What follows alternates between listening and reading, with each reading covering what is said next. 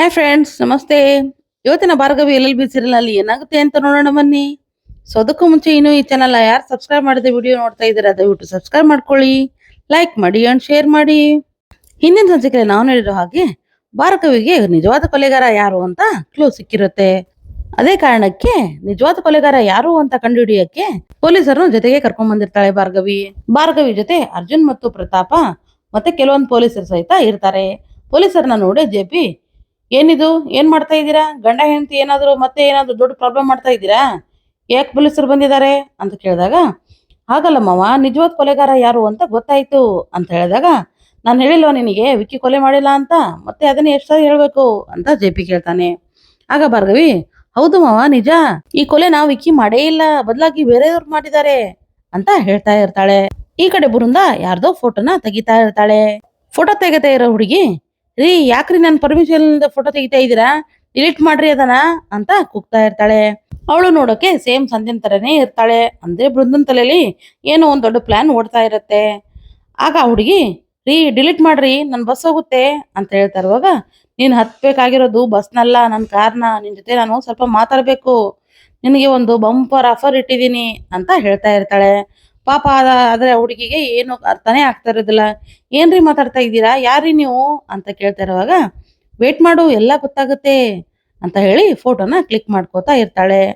ಈ ಕಡೆ ಮನೇಲಿ ಎಲ್ರು ಕುತೂಹಲದಿಂದ ಯಾರಿರ್ಬೋದು ಕೊಲೆಗಾರ ಅಂತ ಯೋಚನೆ ಮಾಡ್ತಾ ಇರ್ತಾರೆ. ಆದ್ರೆ ನಿಜವಾದ ಕೊಲೆಗಾರ ನಂಗೆ ತಾನೇ ಕೊಲೆಗಾರ ಅಂತ ಕನ್ಫರ್ಮ್ ಇರುತ್ತಲ್ವಾ, ಸೊ ಅದಕ್ಕೋಸ್ಕರ ಅವರು ಟೆನ್ಷನ್ ಮಾಡ್ಕೋತಾನೆ ಇರ್ತಾರೆ.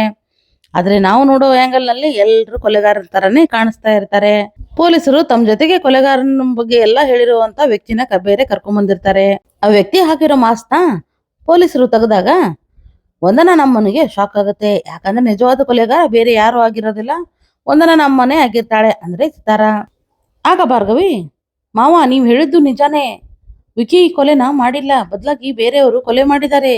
ನಾನು ಸಂದನ್ಗೆ ನ್ಯಾಯ ಕೊಡಿಸ್ಬೇಕು ಅಂತ ಇದ್ರಲ್ಲಿ ಪಾಪ ಆ ವಿಕಿಗೆ ಶಿಕ್ಷೆ ಆಗೋ ತರ ಮಾಡ್ಬಿಟ್ಟೆ, ದಯವಿಟ್ಟು ನನ್ನ ಕ್ಷಮಿಸಿ ಮಾವ, ಆದ್ರೆ ನಿಜವಾದ ಕೊಲೆಗಾರ ಯಾರು ಅಂತ ನನ್ಗೆ ಈಗ ಗೊತ್ತಾಯ್ತು ಅಂತ ಹೇಳ್ತಾ ಇರುವಾಗ ಪ್ರತಿಯೊಂದು ಸೀನ್ನು ತೋರಿಸ್ತಾ ಇರ್ತಾರೆ.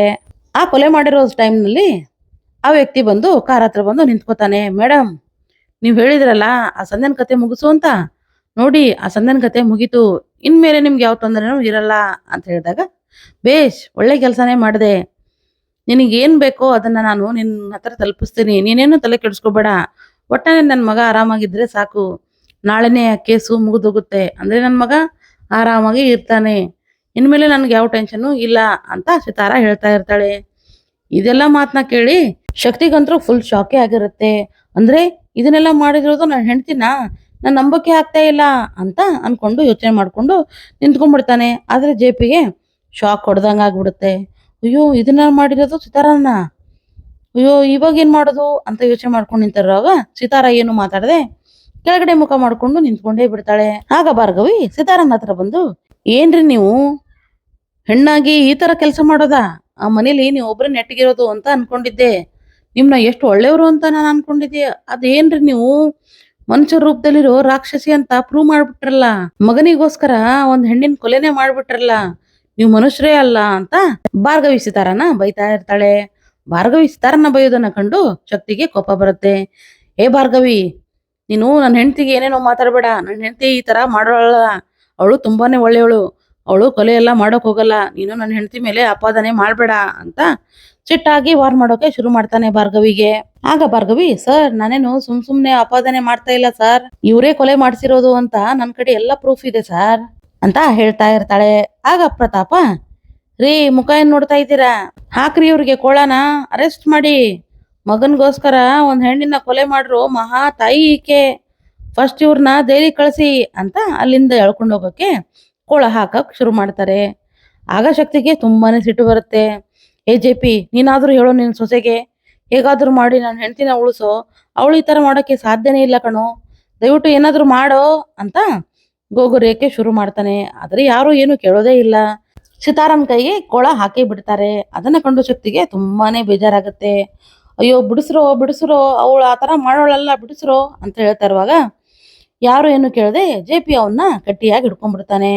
ಆಗ ಜೆಪಿ, ಸುಮ್ನೆ ಇರೋ ಅಂತ ಹೇಳ್ತಾ ಇರುವಾಗ ಜೆ ಪಿ ಅರ್ಥ ಮಾಡ್ಕೊಳ್ಳೋ, ಇವಾಗಾಗ್ಲೇ ನನ್ನ ಮರ್ಯಾದೆ ಹೋಗಿದೆ. ಮುಂದೆ ನಾನು ಇಲೆಕ್ಷನ್ ನಿಂದಿರ್ಬೇಕಾಗೋನು. ಈಗ ಇವಳು ಈ ತರ ಮಾಡಿದಾಳೆ ಅಂತ ಗೊತ್ತಾದ್ರೆ ನಾಳೆ ನನ್ನ ಮರ್ಯಾದೆ ಏನಾಗ್ಬೇಕು, ನನ್ನ ಇಲೆಕ್ಷನ್ ಗತಿ ಏನಾಗ್ಬೇಕು ಅಂತ ಹೇಳೋಕೆ ಶುರು ಮಾಡ್ತಾನೆ. ಆದ್ರೆ ಇಷ್ಟೆಲ್ಲ ನೋಡಿದ್ರು ಸಿತಾರ್ ಒಂದು ಮಾತು ಮಾತಾಡೋದೇ ಇಲ್ಲ. ಯಾಕಂದ್ರೆ ಕೊಲೆ ಮಾಡಿಸಿರೋದು ಅವಳೇ ಅಂತ ಅವಳಿಗೆ ಗೊತ್ತಿರುತ್ತಲ್ವಾ. ಸೊ ಅದಕ್ಕೋಸ್ಕರ ಅವಳು ಏನು ಮಾತಾಡೋದೇ ಇಲ್ಲ. ಎಲ್ರೂ ಎಷ್ಟು ಹೋಗರಿದ್ರು ಪೊಲೀಸರು ಅವಳನ್ನ ಬಿಡೋದೇ ಇಲ್ಲ. ಹಾಗೆ ಕೊಳ ಹಾಕೊಂಡು ಅಲ್ಲಿಂದ ಕರ್ಕೊಂಡು ಹೋಗ್ತಾರೆ. ಈ ಕಡೆ ಅರ್ಜುನ್ ತುಂಬಾ ಚಿಂತೆ ಮಾಡ್ಕೊಂಡು ಹೊರಗಡೆ ಬಂದು ನಿಂತ್ಕೊಂಡಿರ್ತಾನೆ. ಅದೇ ಟೈಮಿಗೆ ಭಾರ್ಗವಿ ಇಲ್ಲಿಗೆ ಬರ್ತಾಳೆ. ಅರ್ಜುನ್, ದಯವಿಟ್ಟು ನನ್ನ ಕ್ಷಮಿಸ್ಬಿಡು. ನಾನು ಸಂದನ್ಗೆ ನ್ಯಾಯ ಕೊಡಿಸೋ ಒಂದು ಬರದಲ್ಲಿ ವಿಕಿಗೆ ಅನ್ಯಾಯ ಮಾಡ್ತಾ ಇದ್ದೆ. ಆದ್ರೆ ಬೇಕು ಅಂತ ನಾನು ಮಾಡ್ತಾ ಇದ್ದಿಲ್ಲ. ಪ್ರತಿಯೊಂದು ಸಾಕ್ಷಿನೂ ಆ ವಿಕಿಗೆ ವಿರುದ್ಧವಾಗಿನೇ ಇತ್ತು. ಅದಕ್ಕೋಸ್ಕರ ನನಗೆ ಅವನ ಮೇಲೆ ಡೌಟ್ ಬಂತು ಅಷ್ಟೇ. ದಯವಿಟ್ಟು ನನ್ನ ಕ್ಷಮಿಸು ಅಂತ ಹೇಳಿದಾಗ, ರೀ ಭಾರ್ಗವಿಯರೇ, ಅದಕ್ಕೆ ನಾನು ನಿಮ್ಗೆ ಹೇಳೋದು, ಯಾವ್ದಾದ್ರು ಒಂದು ಕೆಲಸ ಮಾಡ್ಬೇಕಂದ್ರೆ ಅದನ್ನ 10 ಸಾರಿ ನಾವು ಯೋಚನೆ ಮಾಡ್ಬೇಕು. ಸಡನ್ಲಿ ಈ ತರ ತಪ್ಪಾಗಿ ನಿರ್ಧಾರ ಮಾಡಬಾರ್ದು ರೀ. ಯೋಚನೆ ಮಾಡ್ಬೇಕು, ತಿಳ್ಕೊಬೇಕು ಅಂತ ಹೇಳ್ತಾ ಇರುವಾಗ, ದಯವಿಟ್ಟು ಅರ್ಜುನ್ ನನ್ನ ಕ್ಷಮಿಸು ಅಂತ ಸಾರಿನ ಕೇಳ್ತಾಳೆ. ಆಗ ಅರ್ಜುನ್ ಏನು ಮಾತಾಡದೆ ಅಲ್ಲಿಂದ ಹೊರಟೋಗ್ತಾನೆ. ಈ ಕಡೆ ಲಾಕಪ್ ಅಲ್ಲಿ ವಿಕಿ ಗೋಳ ಆಡ್ತಾ ಇರ್ತಾನೆ. ಆ ಕಡೆ ಈ ಕಡೆ ನೋಡ್ತಾ, ಏ ವಿಜಯ್ ಕುಮಾರ ಅಂತ ಇನ್ಸ್ಪೆಕ್ಟರ್ನ ಕೂಗ್ತಾ ಇರ್ತಾನೆ. ಆಗ ಇನ್ಸ್ಪೆಕ್ಟರ್ ಅಲ್ಲಿ ಬಂದಾಗ, ಲೋ ವಿಜಯ್ ಕುಮಾರ, ಏನೋ ನಿನಗೆ ಸ್ವಲ್ಪನಾದ್ರೂ ಮರ್ಯಾದೆ ಇದೆಯಾ? ಅಲ್ಲ, ನಮ್ಮ ಅಷ್ಟೊಂದು ದುಡ್ಡು ಇಸ್ಕೊಂಡಿದೀಯಾ? ಸ್ವಲ್ಪ ಹೊತ್ತಾದ್ರೂ ನನ್ನ ಆಚೆ ಬಿಡು, ನನ್ನ ಕೈ ಕಾಲೆಲ್ಲ ಇಲ್ಲಿ ಹಿಡ್ಕೊಂಡಿದೆ, ದಯವಿಟ್ಟು ನನ್ನ ಆಚೆ ಬಿಡು ಅಂತ ಹೇಳ್ತಾ ಇರುವಾಗ, ಅದು ಹಾಗಲ್ಲ ವಿಕಿ, ಈ ಸ್ಟೇಷನ್ ಅಲ್ಲಿ ತುಂಬಾನೇ CCTV ಕ್ಯಾಮೆರಾಗಳಿವೆ. ಇನ್ನ ಆಚೆ ಬಿಟ್ರೆ ಹೇಗಾದ್ರೂ ಮಾಡಿ ಆ ಪ್ರತಾಪನ್ಗೆ ಗೊತ್ತಾಗ್ಬಿಡುತ್ತೆ. ಆಮೇಲೆ ತುಂಬಾನೇ ತೊಂದರೆ ಆಗುತ್ತೆ. ದಯವಿಟ್ಟು ಅರ್ಥ ಮಾಡ್ಕೊಂಡು ಸುಮ್ಮನೆ ಇರು. ಸ್ವಲ್ಪ ದಿನ ಅಷ್ಟೇ, ಆಮೇಲೆ ನಿನ್ನ ಬಿಡಿಸ್ಕೋತಾರೆ ಅಂತ ವಿಜಯ್ ಕುಮಾರ ಹೇಳ್ತಾ ಇರ್ತಾನೆ. ಅದೇ ಟೈಮಿಗೆ ಶಕ್ತಿ ಮತ್ತು JP ಅಲ್ಲಿಗೆ ಬರ್ತಾರೆ. ಶಕ್ತಿನ ನೋಡಿ, ಏನಪ್ಪಾ ಬಂದ್ಬಿಟ್ರಾ? ಏನಂಕಲ್ ಬಂದ್ಬಿಟ್ರಾ? ನೋಡಿದ್ರ ನನ್ನ ಗತಿನ? ಅಯ್ಯೋ, ನನಗಂತೂ ಸಾಕಾಗಿದೆ. ಇಲ್ಲಿ ತಗಣೆಗಳು ಹಂದಿ ಗಾತ್ರಕ್ಕಿವೆ, ಕಚ್ತಾವಂದ್ರೆ ಸಾಯೋವರೆಗೂ ಕಚ್ತಾವೆ. ನನಗಂತೂ ಸಾಕಾಗ್ಬಿಟ್ಟಿದೆ. ನೀವು ಬೇಕಂದ್ರೆ ಒಂದಿನ ಇಲ್ಲಿ ಬಂದು ಉಳ್ಕೊಳ್ಳಿ, ಗೊತ್ತಾಗತ್ತೆ ನಾನು ಎಷ್ಟು ಕಷ್ಟ ಪಡ್ತಾ ಇದ್ದೀನಿ ಅಂತ.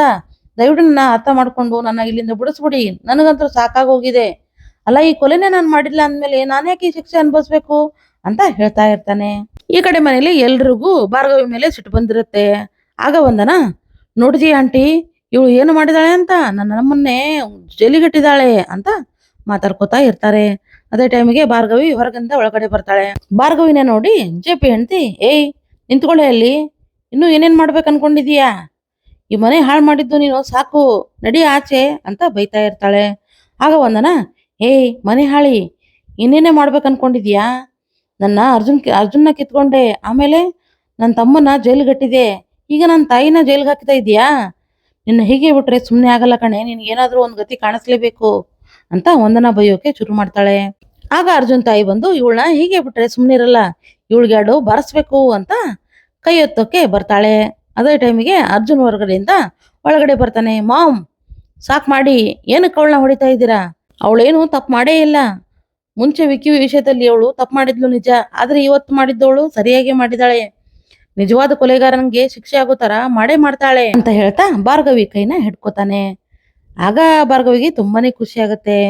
ದೂರ ಹೋಗ್ತಿರೋ ಗಂಡ ಮತ್ತೆ ನನ್ನ ಹತ್ರ ಬರ್ತಾ ಇದ್ದಾನಲ್ಲ, ಇವನು ನನ್ನ ಅರ್ಥ ಮಾಡ್ಕೊಂಡ ಅಲ್ಲ ಅಂತ ತುಂಬಾನೇ ಖುಷಿ ಪಡ್ತಾಳೆ ಭಾರ್ಗವಿ. ಈ ಕಡೆ ಜೈಲಲ್ಲಿ ಎಲ್ರು ಟೆನ್ಷನ್ ಅಲ್ಲಿ ನೋಡ್ತಾ ಇರ್ತಾರೆ.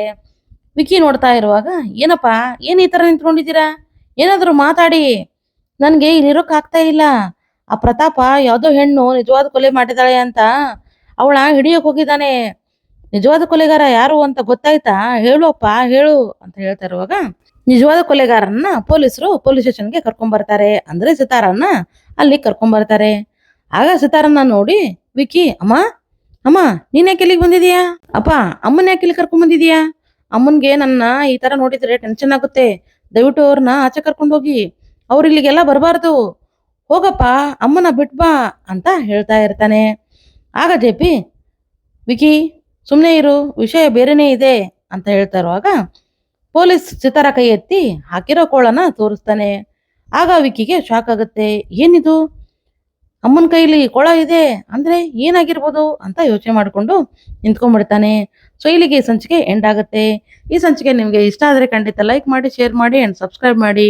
ಸೊ ನೆಕ್ಸ್ಟ್ ವಿಡಿಯೋ ಸಿಗೋಣ. ಸೊ ಅಲ್ಲಿವರೆಗೂ Tata, bye bye, take care.